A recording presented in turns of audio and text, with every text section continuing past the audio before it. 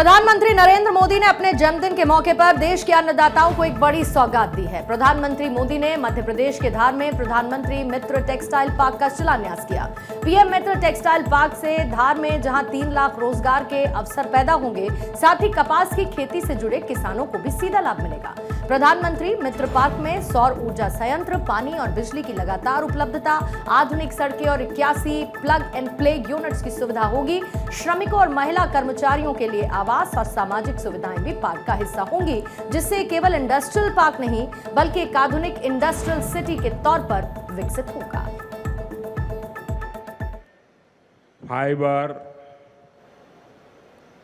Fibre से factory, factory से fashion, fashion से फॉरेन,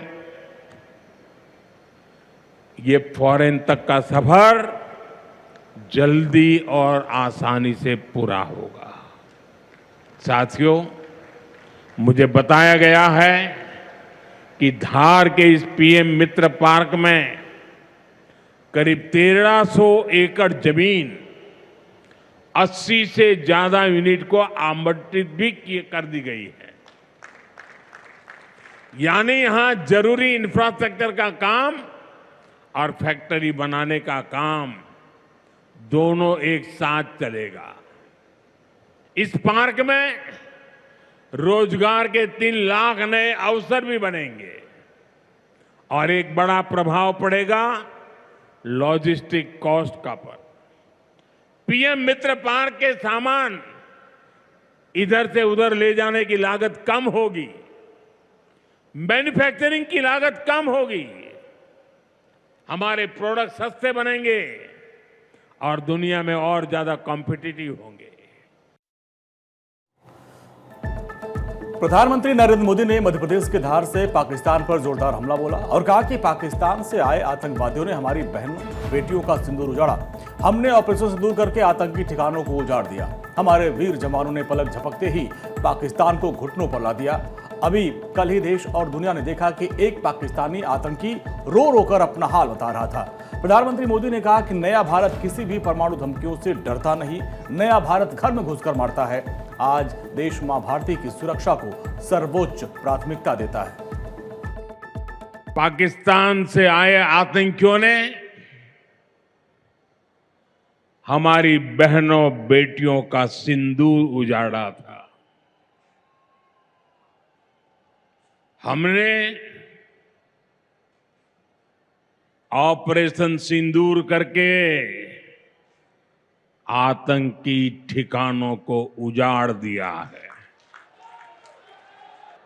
हमारे वीर जवानों ने पलक झपकते ही पाकिस्तान को घुटनों पर ला दिया।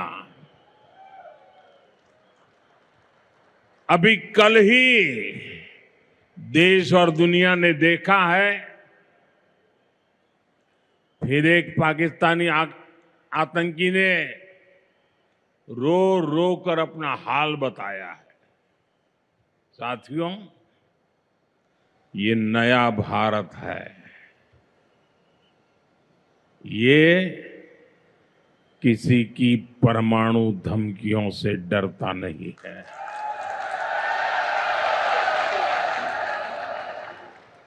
ये नया भारत है, घर में घुसकर मारता है। मध्य प्रदेश के धार में प्रधानमंत्री मोदी स्वस्थ नारी सशक्त परिवार और 8वें राष्ट्रीय पोषण माह अभियान का भी शुभारंभ करते नजर आए। इस दौरान प्रधानमंत्री मोदी ने कहा कि आज ही के दिन देश ने सरदार पटेल की फौलादी इच्छा शक्ति का उदाहरण देखा। भारतीय सेना ने हैदराबाद को अनेकों अत्याचारों से मुक्त करवाकर उनके अधिकारों की रक्षा कर भारत के गौरव को फिर से स्थापित किया।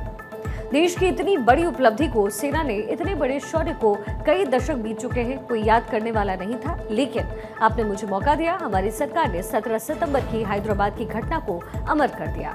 हमने भारत की एकता के प्रतीक इस दिन को हैदराबाद लिबरेशन डे के रूप में मनाने की शुरुआत की है। आज 17 सितंबर को एक और ऐतिहासिक अवसर है। आज ही के दिन देश ने सरदार पटेल की फौलादी इच्छा शक्ति का उदाहरण देखा था। भारतीय सेना ने हैदराबाद को अनेकों अत्याचारों से मुक्त कराकर उनके अधिकारों की रक्षा करके भारत के गौरव को पुनः प्रस्थापित किया था। देश की इतनी बड़ी उपलब्धि की और उस उपलब्धि को सेना के इतने बड़े शौर्य को कई दशक बीत गए, कोई याद करने वाला नहीं था। लेकिन आपने मुझे मौका दिया।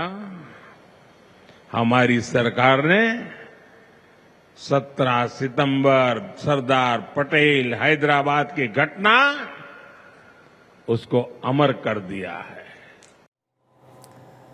प्रधानमंत्री नरेंद्र मोदी ने पीएम मित्र टेक्सटाइल पार्क का जिक्र करते हुए कहा कि धार में विश्वकर्मा जयंती के दिन आज एक बड़ी औद्योगिक शुरुआत होने जा रही है।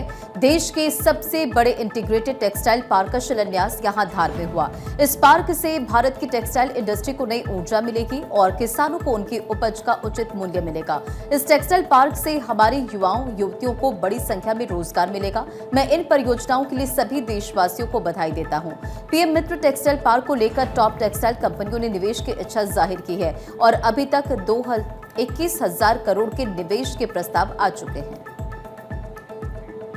प्रधानमंत्री नरेंद्र मोदी आज अपना 75वां जन्मदिन मना रहे हैं और इस मौके पर बीजेपी और एनडीए में शामिल सभी पार्टियों के नेता कार्यकर्ता जनसेवा से जुड़े हुए कार्यों के जरिए प्रधानमंत्री मोदी के जन्मदिन का जश्न मना रहे हैं। देश भर में सेवा पखवाड़े से जुड़े हुए कार्यक्रमों का आयोजन हो रहा है। भारत में पक्ष विपक्ष से लेकर तमाम नेताओं ने प्रधानमंत्री को शुभकामनाएं दी। साथ ही वैश्विक पटल पर भी अलग अलग देशों के राष्ट्राध्यक्षों की ओर से लगातार प्रधानमंत्री मोदी को शुभकामनाएं आ रही हैं। इन वैश्विक नेताओं में अमेरिकी राष्ट्रपति डोनाल्ड ट्रंप से लेकर ऑस्ट्रेलिया के प्रधानमंत्री एंथनी एल्बनीज, इटली की पीएम जॉर्जिया मेलोनी, इजरायल के पीएम बेंजामिन नेतन्याहू जैसे दिग्गज शामिल हैं।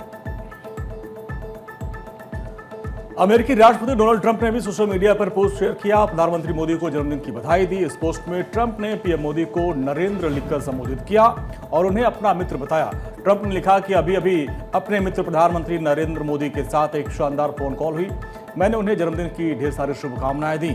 बहुत शानदार काम कर रहे हैं। और इसी के साथ ट्रंप ने लिखा कि नरेंद्र, रूस और यूक्रेन के बीच युद्ध को समाप्त करने में आपके समर्थन के लिए धन्यवाद। इस पोस्ट पर प्रतिक्रिया देते हुए प्रधानमंत्री नरेंद्र मोदी ने भी ट्रंप को धन्यवाद कहा।